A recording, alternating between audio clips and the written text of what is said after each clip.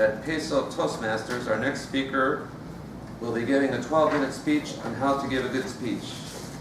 The focus of the speech is on quickly getting across the 4 acts in a memorable way.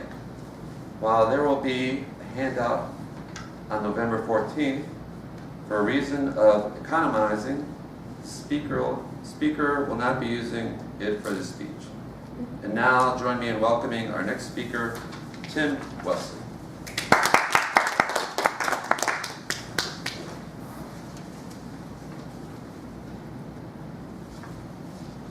You want to become a better speaker? Most of you. The rest of you are in the wrong room. It's all right. Yeah, I was the same way. When I joined Toastmasters, I wanted to become a better speaker. And I did. Toastmasters helped you become a better speaker. And I actually used the format. They had a book back then, and I went through the book and did all the speeches, went through everything, and went through the Toastmasters program. And as I kept going through it, I started thinking, I'm becoming a better speaker, but am I becoming a good speaker? You see, it's pretty easy to become a better speaker, right? I mean, if you start out here, and you go to here, you're a better speaker, right? But if you start here and you go to here, probably a good speaker. So my question was, how do you become a good speaker? And am I a good speaker? And the more I thought about it, I started comparing myself to speakers I'd heard, like Tony Robbins and other people like that. And I thought, these guys are really great speakers. I just don't think I'm a good speaker. I'm getting better, but I don't really think I've got that sense of what a good speaker is. And the more I thought about it, the more I realized, I'm not a good speaker. And I don't know how to become a good speaker. And I got frustrated with that, because I spent years in Toastmasters going through all the Toastmasters stuff, but I still wasn't a good speaker, and I didn't know what to do. So when you don't know what to do, just ask somebody who knows. So there was this guy, Rocky Romero. He was the guy who started this club, Extreme Toastmasters. He's a dark-haired guy, about this tall, salesman. I said, Rocky, how do you become a good speaker? He said, Tim, if you want to become a good speaker, talk to good speakers. Makes sense, right? Talk to good speakers. So I thought, well, where do I find good speakers? Well, fortunately, in Toastmasters, it's pretty easy to find good speakers, because there's a contest called the World Championship of Public Speaking. You heard of this? Yeah. Know what this is? Because you know I'm going to be in it someday, right, Tim? Yeah, you bet. Exactly. So the people from all over the world compete, if you don't know about it, and one is crowned the World Champion of Public Speakers. I thought, anybody knows how to be a good speaker, probably that person who won the contest knows. Does it make sense? Yeah? Okay, so I thought, okay, what are these guys doing? So I became a virtual student of these people, which means I bought their DVDs and their books and their publications and all the sort of stuff they have and started studying them and going over them. And after a while, I discovered something interesting, that all these people were kind of saying the same thing. And it seemed that there was a process for becoming a good speaker. And if you follow that process, at the end of the process, you give a good speech. And give enough good speeches, you become a good speaker. Make sense? Yeah. So the whole point about that was learning what that process was. And it became what I call the 4 acts, which you see up there. Just as a play can have 4 acts, your speech is 4 acts. A act, a C act, a T act, an S act. You have to have all 4 acts if you want to have a good speech. And it begins with an A act.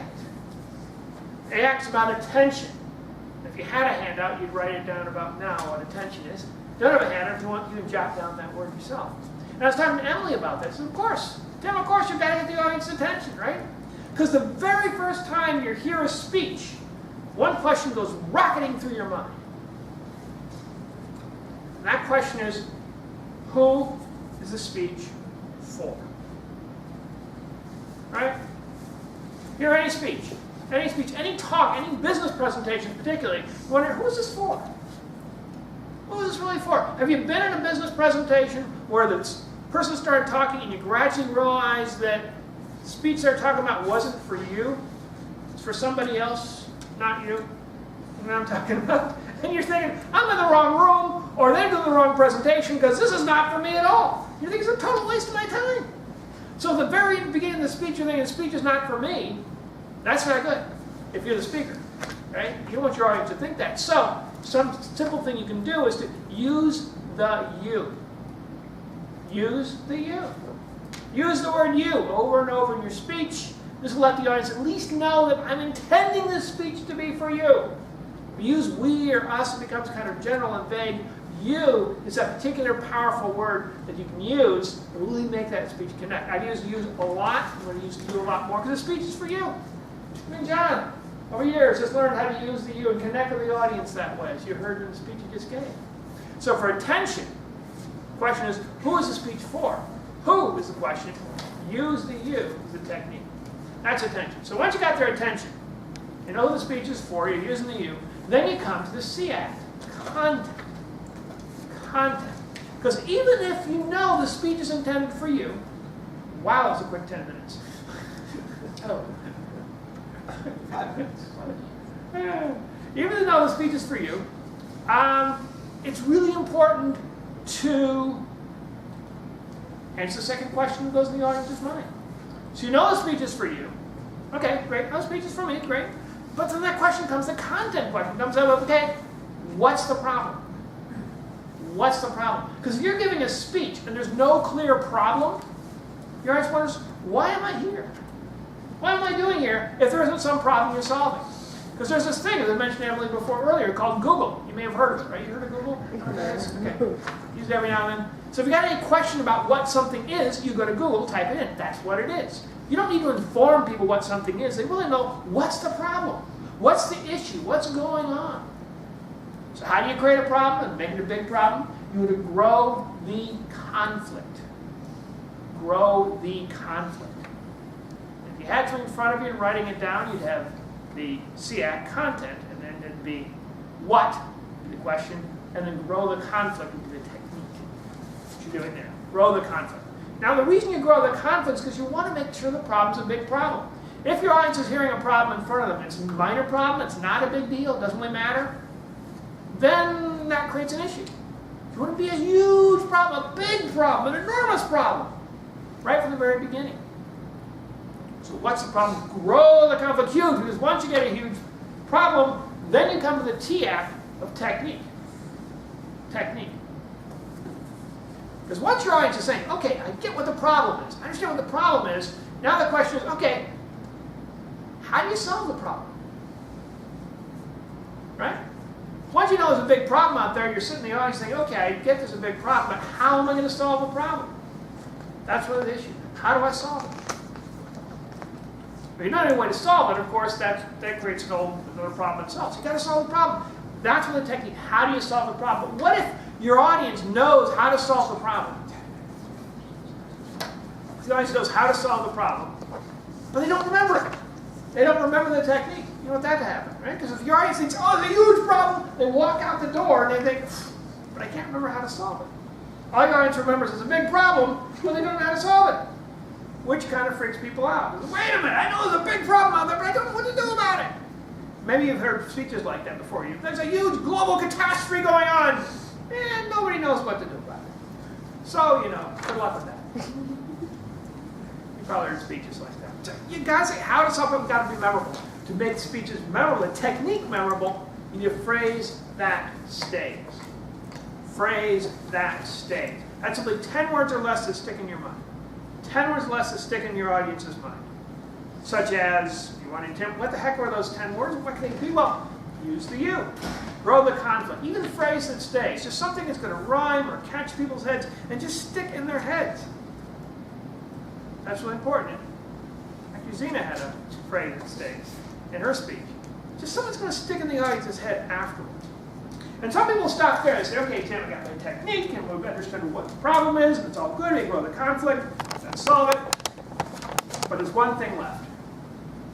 Because ever since your audience was this high, whenever an adult told them what to do, it would have one 3-letter answer, 3-letter question they'd use every time.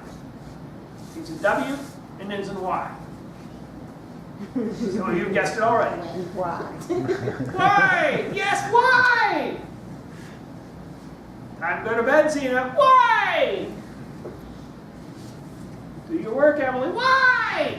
Why? And if you can't answer why, then you're done. Your audience says, you can't tell me why. But here's the secret. It's a simple thing you can do. Get your audience on your side every time. It's just bad if you don't, good if you do. Bad if you don't, good if you do. It simply means if you don't do what I'm saying, it's bad for you. If you do what I'm saying, it's good for you. Saw an example in Zena's speech. If you don't do what I'm saying and you have a business and you get sued, you can go out of business and become working at your competitor. If you do what I'm saying and buy the right insurance, you keep your business, everything's preserved, and you've got, say, no matter what happens to that business, you are absolutely secure. Bad if you don't, good if you do. And that's it. So those are the 4 acts. Begins with the A act of attention. Who's the speech for? Use the you. Make sure the audience knows the speech is for them. And then the C act, content. What's the problem? Grow the conflict. They have a huge problem. And the T act, technique, which is about how. How do I do that? Get a phrase that stays 10 words or less to stick in your audience's mind. And then finally the S act, selling. Make sure you sell to your audience. And do that by making sure it's bad if you don't, good if you do. So I started doing that, working it out. And after a while, it became a little bit, from the beginning, it was like, okay, I'll start working using the you, do that more, do that for a couple months, that was better. Then grow the conflict, better. And then phrase that stays, selling. And after a while, the speeches started to connect more. It's more interesting, more engaging. The audience would learn something, become more engaged, more involved, more interested. The same thing will happen to you. Once you start using and applying the 4 acts, as we do here at Extreme Toastmasters, you can do it on your own too. There's going to be more confidence, more certainty, and more conviction. Your audience will leave motivated, ready to go and take the action you're suggesting because they think, it's the best thing to do anyway. It just makes sense. And that's where you want your audience to be. So they just kind of go along and agree with you. So, you really want to connect with the audience, motivate them, get them to make things happen and have great speech and confidence when you're on stage. Remember to use the 4 acts.